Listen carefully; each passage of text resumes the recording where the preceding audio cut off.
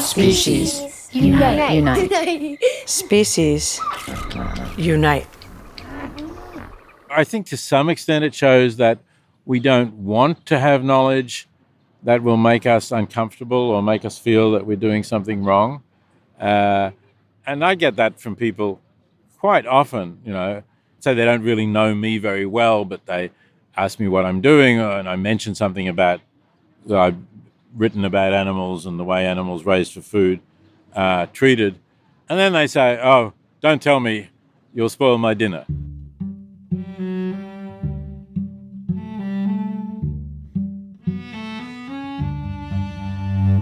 Hi, I'm Elizabeth Novogratz. This is Species Unite.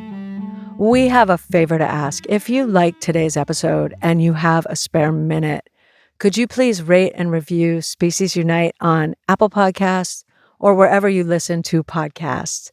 It really helps people to find the show.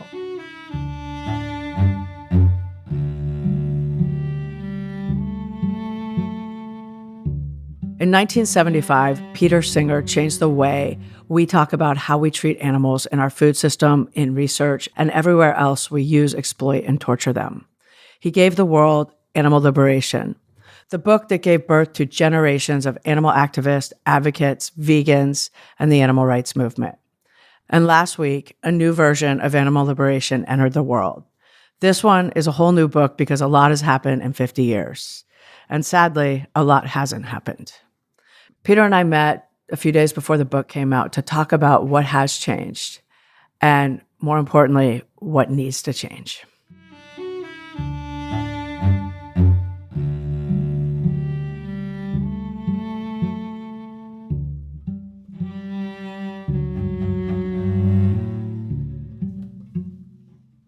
I'm really happy to be speaking to you out in this beautiful spot in Central Park. And speaking of other species, there's a couple of birds just around. So good to have you. I'm so honored. Thank you. Thank you, Beth. It's great to be with you. Animal Liberation Now comes out tomorrow.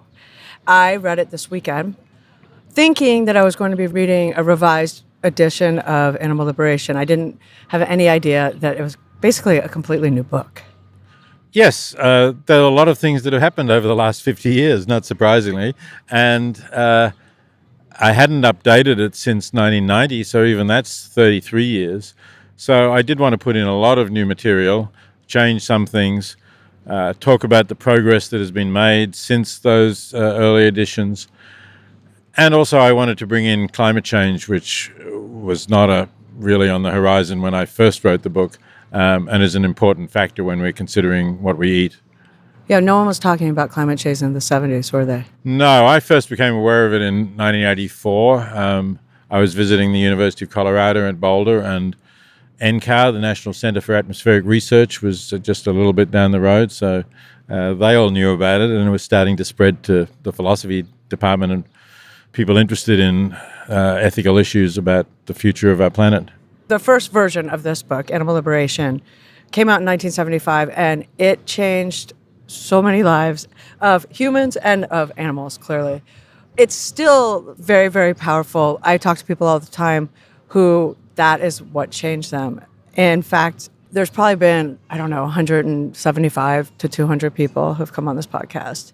And the ones that I ask, why did you go vegan? At least 2/3 say Animal Liberation, which is pretty incredible. Yeah, that's really nice. That's great. Yeah. No, we don't have a lot of 20-somethings and 30-somethings on. Right. But everybody else, oh, yeah, Animal Liberation. Oh, I read Animal Liberation in college. And at the time when it came out, not only was it it changed so much, it started the animal rights movement, but when people were, groups were doing things like breaking into labs or, doing these kind of acts of revolution in terms of helping animals, they would leave a copy. I heard about that at the time, and Yeah. I was pretty impressed, I have to say. Yeah. Yeah, but as for what you said about the 20 and 30-year-olds, that's really why I did this new book, because I do want them to get engaged. Some of them are, of course, but I want more of them to get engaged, and I want to give them the ethical framework that I had there, combined with relevant and up-to-date material to situate the whole problem within the context of 2023 and decade or two to come. So much has changed since in the 50 years since you wrote this. There's vegan restaurants everywhere. I know a lot of vegans. We all know a lot of vegans now. It's not this weird thing anymore. So you feel like it's really changed for animals. But that's not truly the case. Yes, things have changed in terms of the awareness of being vegan and being plant-based, and really very few people would have even understood what that word meant when the book first came out. But for animals, no. I mean, certainly in terms of numbers, and again, particularly if you look at it globally, there are more animals in factory farms today than there were in 1975. Part of that is the fact that there are also more people, and more people mean more animals being consumed. But even on a per capita basis, probably worldwide, when you include the big growth in eating meat in China, just because it's become a bit more prosperous or a bit less poor, yeah, it's got worse. What are some of the real positives that have happened since you wrote this? Areas where you're like, wow, we did that, or we've succeeded here. The movement has succeeded in a number of ways. So in the original edition of Animal Liberation, and still in the 1990 version, I was particularly concerned about three forms of very close confinement of animals.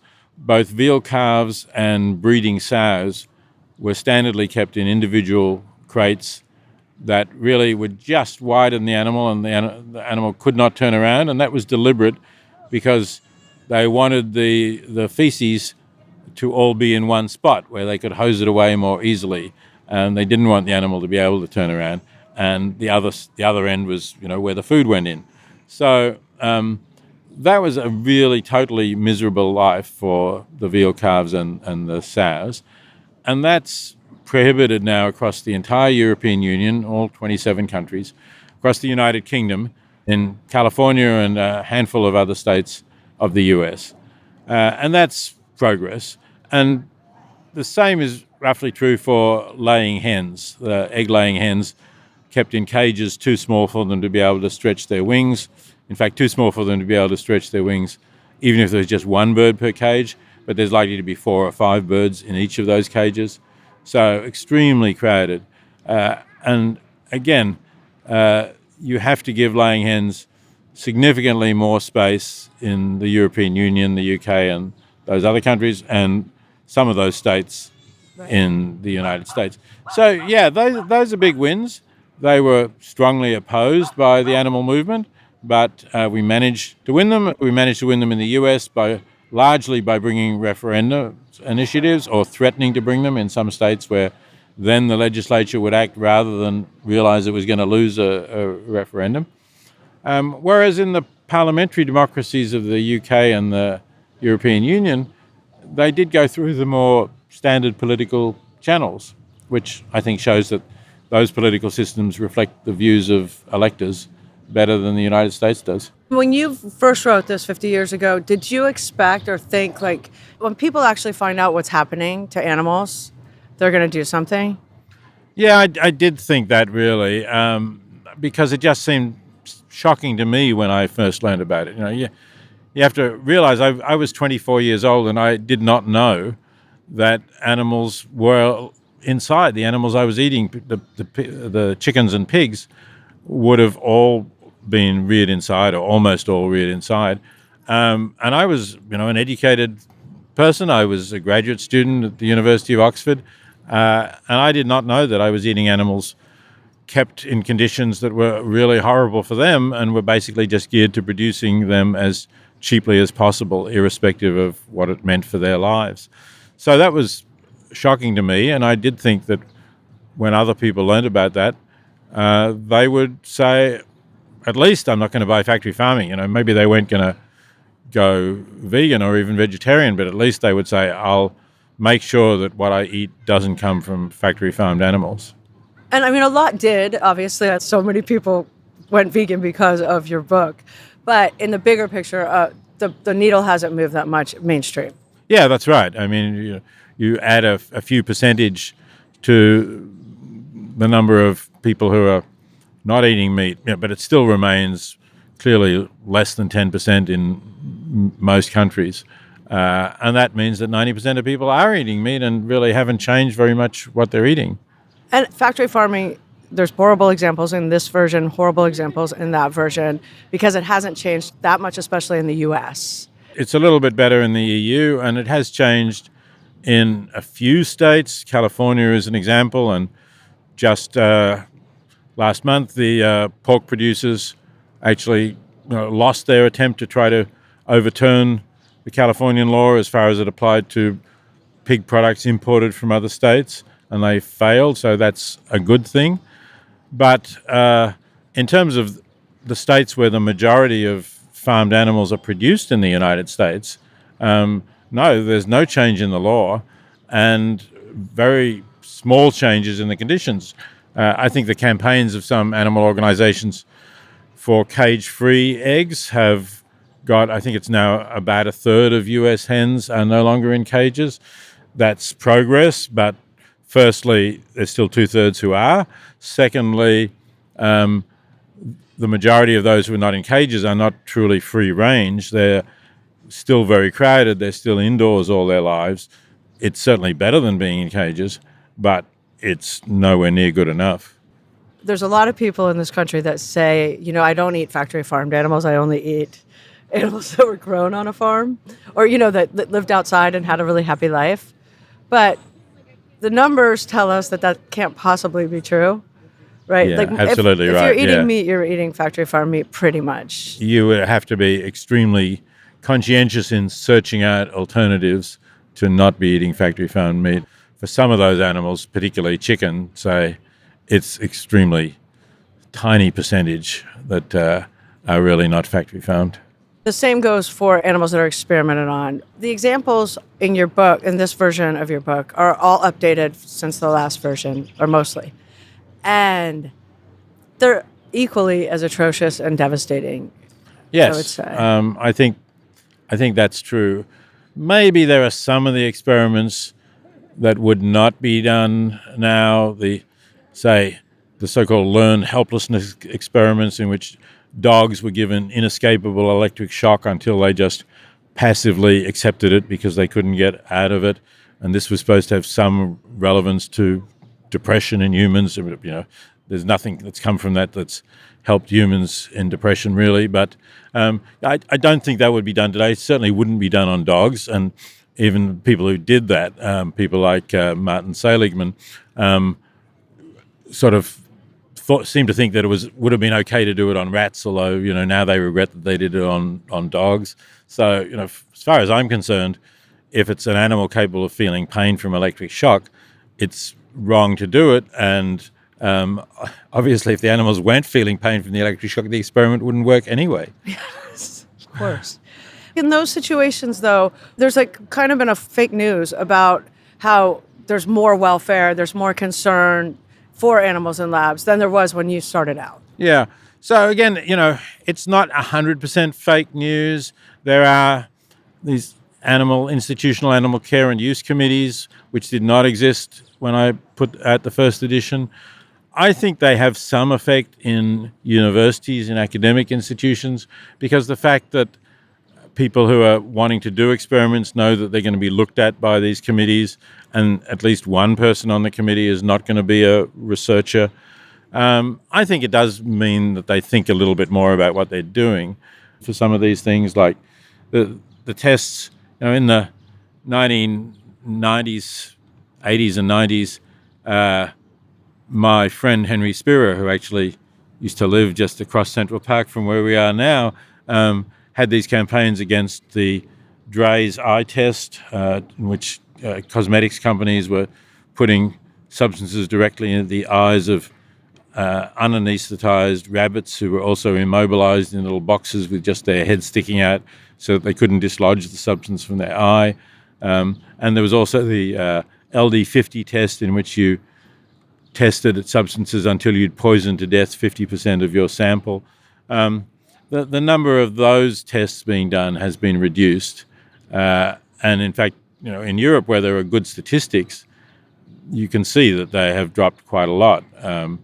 So there might still be some thousands of those experiments done, but not hundreds of thousands anymore. In the United States, the crazy thing is that there are no official statistics on the numbers of rats, mice, or birds used in experiments. And that's, according to one estimate by a scientist, that's 99% of the experiments. And even according to the lobbyists for animal research, they acknowledge it's 95% of experiments. So, that's just crazy. And it's completely different from all of the other developed countries, like all the European Union countries, the United Kingdom, Australia, Canada. They don't exempt the majority of animals used in experiments from their regulations or their statistical coverage. The U.S. is pretty shameful across the board, like with factory farmed animals and animals in testing in comparison. I think that's true. With the other countries I've just named, the U.S. is more backward, harsher on animals, and the exceptions are largely those states where you can have a citizen-initiated referendum, and that's what's made a difference in California and the great majority of the states that have passed some laws for farmed animals, say regulating that they need to be able to turn around. You can't keep them in a stall or crate so narrow that they can't even turn around or walk. So I think Americans as citizens, as individuals, given a chance to vote on these things, would vote for better conditions than America has. But the political system is so corrupt and so influenced by money and lobbyists that you can't get these changes at the federal level, and of course you can't get them in states that are dominated by raising animals for food, because Nebraska, Iowa, North Carolina, those interests just dominate the legislatures. People don't want to knowingly cause harm to animals, even though they're eating them. That disconnect hasn't really changed since in the 50 years. Not in general. I mean, again, it's changed for some individuals, but it's a small percentage of the population. It's interesting, isn't it, that people are prepared to vote for a policy which prohibits practices that they are supporting, right up to the time when they vote. And of course, the law isn't instantly effective. So as they vote, they're clearly still eating products of these animals, and yet they're voting against it. Well, okay, it's better that they're voting against it than they're not voting against it, but it would be good if they would stop eating them even beforehand. Watching this whole thing for 50 years. Now we have social media. Now we have the internet. We see all this stuff, with the world kind of growing up with this knowledge, and we're still not massively shifting. What does that say about the human condition? I think to some extent it shows that we don't want to have knowledge that will make us uncomfortable or make us feel that we're doing something wrong. And I get that from people quite often, say they don't really know me very well, but they ask me what I'm doing, and I mention something about that I've written about animals and the way animals raised for food are treated. And then they say, "Oh, don't tell me, you'll spoil my dinner." And really, when you think of it, that's a pretty horrible moral attitude. It's a moral attitude that we've seen before and on other occasions, of course, of people looking away from atrocities that were being done to humans. And sometimes, for example, in Nazi Germany, if they had not looked away, they might have themselves suffered. They might have been rounded up and sent to the concentration camps as well if they'd protested. But here, nobody's going to come after you if you say, "I don't want to eat meat because I've found out about how they're treated." So it's in a sense it's even worse, because there's less at stake for people, and they still won't find out about things that might more or less compel them to change what they're eating, or else to feel horribly guilty about the fact that they are eating it. But on this greater population where we really need people to shift, maybe not change completely, but shift, what is the solution? I wish I knew the answer to that question. I would certainly be doing it. I think, though, it's going to be, many different solutions, and I think we have to try them all. So there's kind of reason and argument. As a philosopher, that's what I've been doing. That's what I do in the book, and I talk to students about it when I teach. And I do now have some good hard evidence that philosophy classes lead to a shift? Because I did a study with Eric Schwitzgebel, a professor at University of California, Riverside. The interesting thing about Riverside is, firstly, they have very large introductory philosophy classes, and secondly, students buy their meals at the university cafeteria using their ID cards. So that made it possible, Eric realized, to firstly divide the students randomly. So you got one group talking, just doing one class, not a whole course, about the ethics of eating animals, and another group doing a different ethics topic altogether as a control group. And secondly, you could find out what the students in each group were ordering at the cafeteria. And Eric was skeptical that this would actually show any difference, because he'd done some other work showing that philosophers are not really any more ethical than anyone else. But to his surprise and of course my satisfaction, it did show a statistically significant drop in meat consumption in those who'd taken the meat class. Now, that doesn't mean they all became vegan, but it was enough of a drop to be clear that that was resulting from that change, and it lasted at least several months. We couldn't continue longer because the pandemic then interrupted. So yes, so philosophy, reason, ethics does make some difference, but so do many other things, I'm sure. For some people, emotional videos of what is happening to animals will work. For other people, appealing to completely different reasons, like climate change, environmental reasons, or personal health reasons, will work and will have an effect.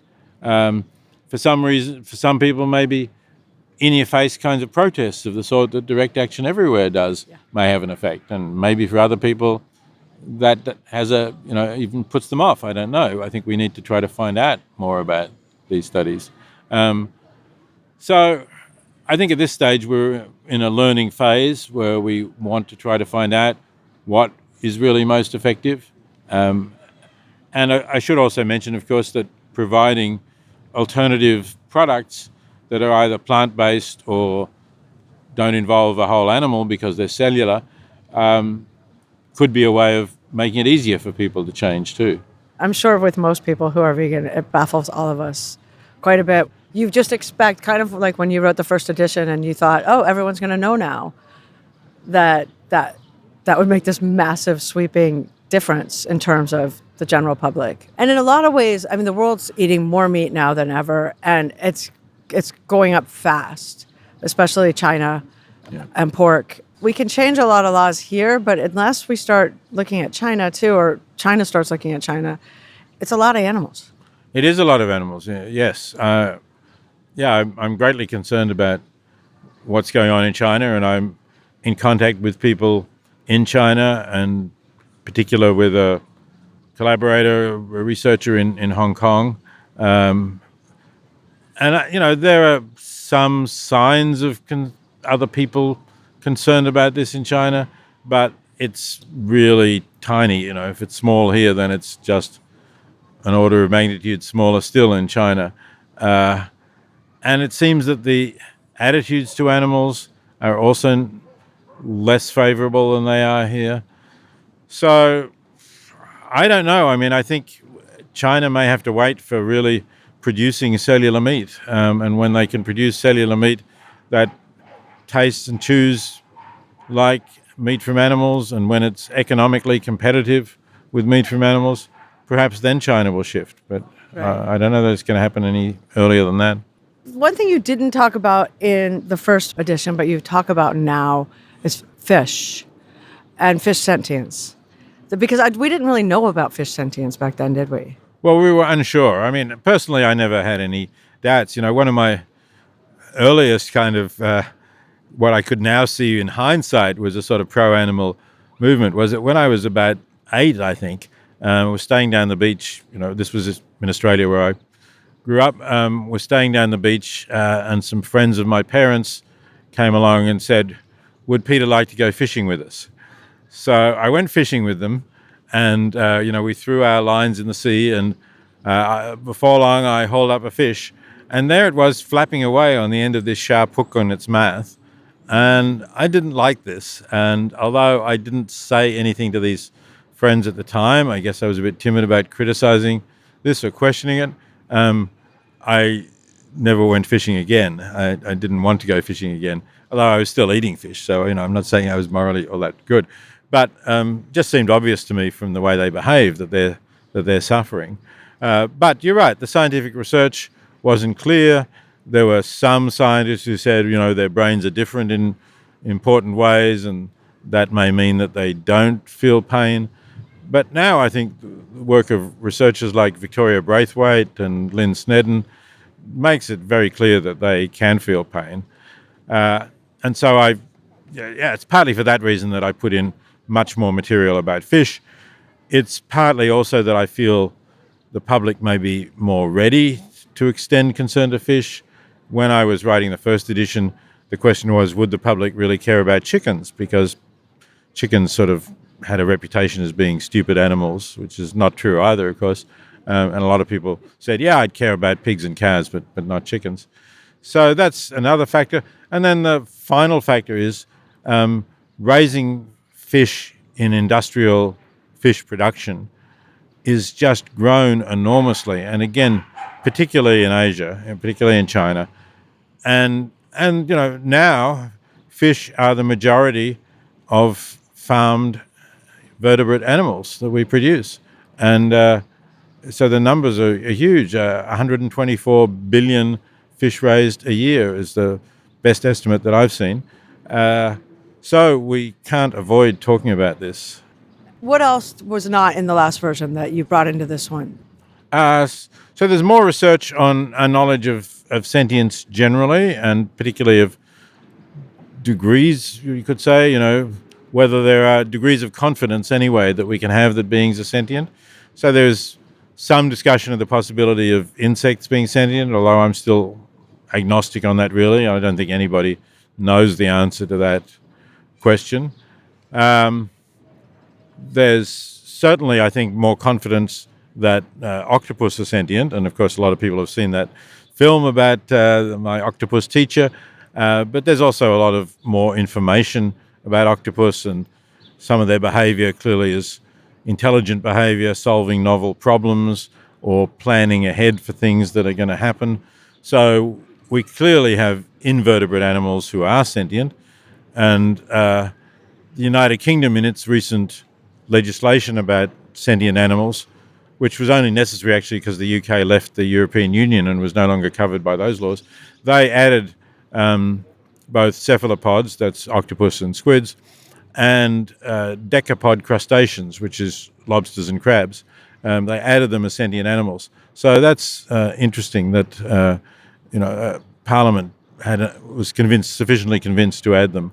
And wild animal suffering I brought in because there's been something of a movement in the animal movement, if you like, a subgroup of the animal movement to make us more aware of wild animal suffering, including some of which obviously we know about, we inflict on wild animals. And again, that goes back to fish. Wild caught fish are obviously wild animals, and we kill them in all sorts of horrible ways.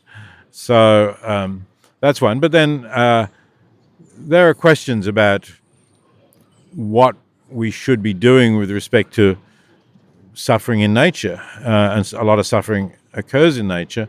Obviously, some of that is from predators. And people at least raise the question, should we try to do anything about that? What are the values at stake? Are there ecological values in preserving ecosystems which outweigh the suffering that predators inflict on animals? That's one kind of question. And another kind of question is, well, what would happen if you did remove the predators? Because then the prey animals would populate more, and eventually maybe they would outgraze their environment and they would starve. And nobody wants that. So effectively you would then be saying, well, this is now a human-managed park or reservation where we have to make sure that the prey animals don't overpopulate. Maybe we'd distribute contraceptives in food they eat. And that's a very different picture of nature, or it's not nature anymore, if you like. So those questions are worth discussing. And I think there are things we can do to reduce wild animal suffering. Obviously, not catching fish is one. Not letting your cat outside at night, particularly, is another. Installing bird-friendly glass if you're in an area where birds kill themselves flying into your windows. There are not allowing fireworks in places where there are animals around. They disturb wild animals. There are a range of things that you can do, but it's, to me, this is an area for discussion and for some practical implications of the kind I've mentioned. But a lot of these things, I think, are certainly not a priority, and maybe are not things we should be doing at all. This movement started with you.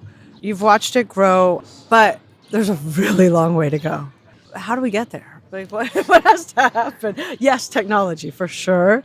Well as changing ourselves and starting with ourselves to make that change in what we eat, we want to be politically active citizens. We should be a really powerful influence. As I said earlier, through parliamentary democracies, in at least some of them, we are a powerful influence already. We can influence governments to change their policies. In the United States, it's harder because of the lobbying interests of agribusiness and of the animal research industry as well, I should say. So we have to become a more effective and more powerful lobby. And that should be possible. There's a huge number of supporters of improvements for animals. I mean, what I started out with is it feels like the world is shifting so big. And then you look at the numbers. It's heartbreaking.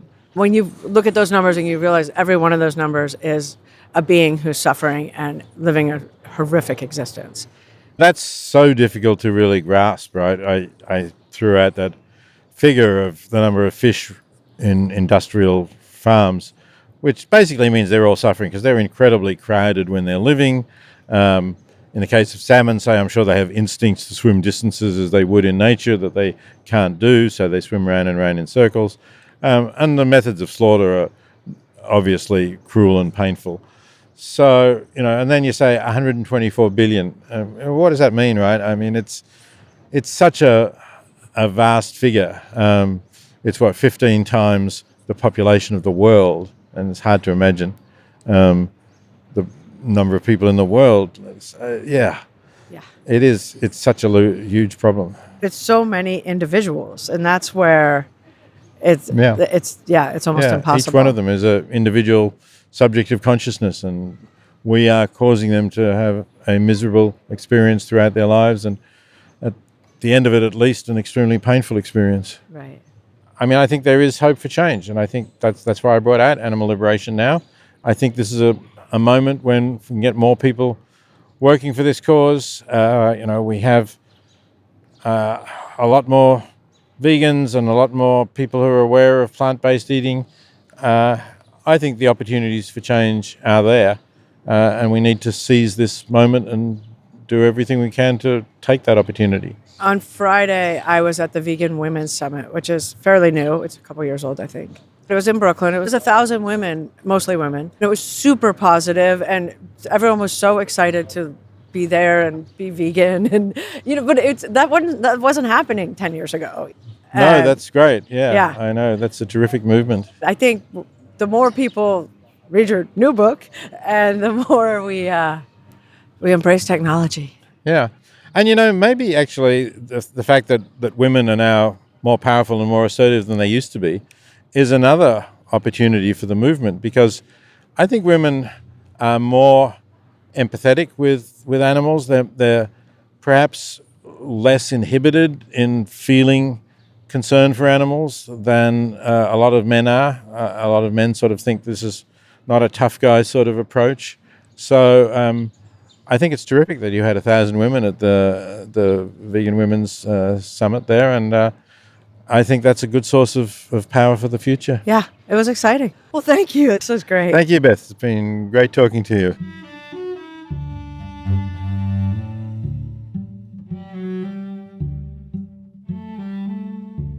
To learn more about Peter Singer and to order Animal Liberation now, go to our website, speciesunite.com. We will have links to everything.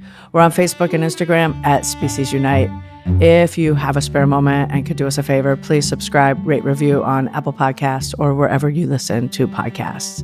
It really helps people find the show. If you'd like to support the podcast, we would greatly appreciate it. Go to our website, speciesunite.com, and click donate. I'd like to thank everyone at Species Unite, including Gary Knutson, Caitlin Pierce, Amy Jones, Paul Healy, Santina Polke, Ayanna Peoples, and Anna Kallner, who wrote and performed today's music. Thank you for listening. Have a wonderful day.